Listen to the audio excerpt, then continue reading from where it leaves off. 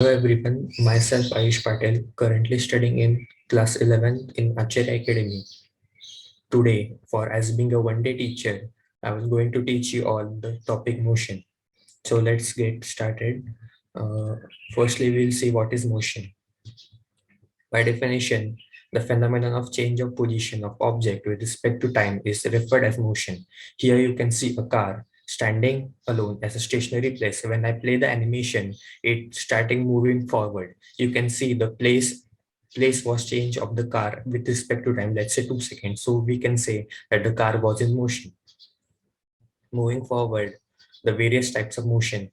The various types of motion can be firstly linear motion, circular motion, rotary motion, oscillatory motion, etc. In the further chapters, you can also learn what are the linear motion. Example will be a boy running in a straight line or many more. The relative motion. Relative motion can be a bit clear by understanding various cases which we are going to look forward, but by the definition suggests that the motion which can be described by a different frame of reference is called as relative motion. Here you can see the red car having a speed of 100 km per hour and a yellow car having speed of 60 km per hour. If assume yourself standing beside the road and watching these two cars, you can see that these are moving with the speed respective of itself. So as a third point reference or point of view, you can see that the odometer of car is showing 100 km per hour and 60 km per hour. This reference is called as third reference or third viewpoint. In case 2, assume two persons are sitting in a red car named A and B, and you are observing them moving with speed of 100 km per hour. If suddenly A asks to B, what is your velocity? Are you in motion? B will answer to A that no, I am not in motion, as he is rest, because they both are moving with the same velocities in the same direction. In the case number 3, what will the speed of A with respect to B? Here the question is asking what will the speed of A with respect to B. The situation is that the B and A are both were moving in the same direction with the different velocities. So you can clearly see that the speed of A with respect to B can be speed of A minus speed of B, that is 100 minus 60, that will be 40 km per hour. For B, that is speed of A.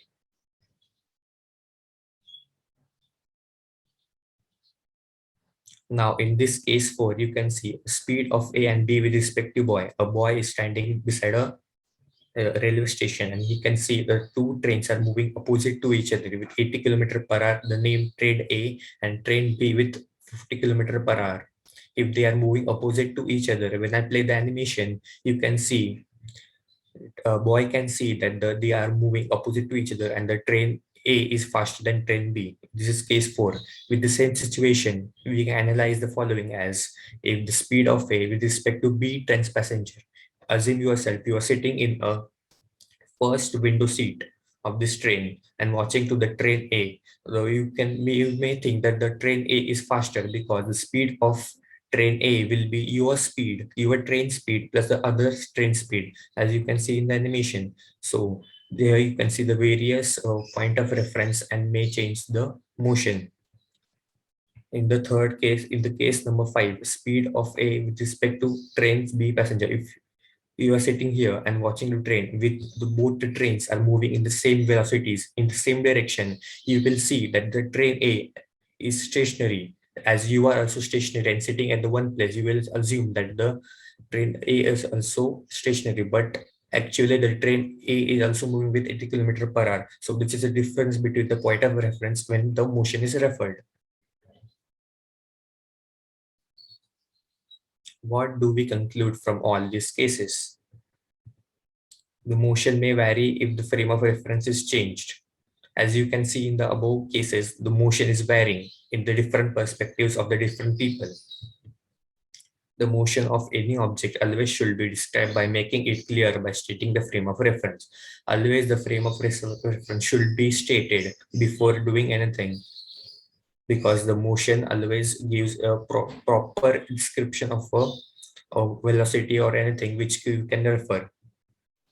Analyzing the car case.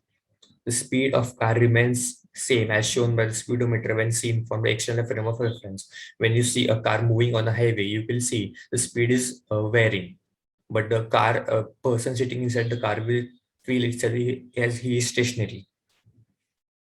If two bodies are moving with same velocity, then the both bodies are stationary with respect to each other. If I'm sitting beside a person, he will see that I'm stationary and I will see that he is stationary. But we are in a bus, then the actual movement is with a velocity in the particular direction. Analyzing the train case.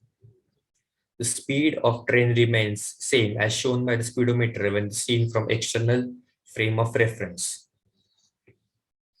If two bodies are moving opposite to each other, then the velocities get added when seen from one of the frame of reference to each other. Assuming the train are moving opposite to each other, the speed of the other train gets, you feel that the speed of other train is very fast than yours. You can also imagine if you're experience that if you are riding on a highway and the car or a bike passes you beside oppositely, you will feel that the speed of that one is very high, but suddenly when you look back of the mirror, you will see the speed of that bike reduces slowly.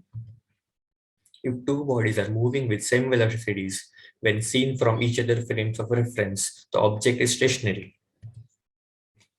So we will see now what is the displacement. Assuming these two positions, A and position B, if you have to move this in a straight line, you will see that we are moving the displacement as it is the shortest possible distance between any two objects, and that is always a straight line. And if I move from this in curvy path, it will take more time and it will increase my distance. And by moving in a straight line, it will save my time. So by going definition, the shortest possible distance between the two objects is called as displacement. Key notes regarding distance and displacement are: in a particular situation, distance can be zero. In a particular situation, displacement can never be zero. Distance and displacement can be equal. SI unit of distance is meter. SI unit of displacement is meter. Formula for distance is speed into time, and the formula for displacement is velocity into time. Thank you for listening patiently and hope you understood all the concept taught. Thank you and have a nice day.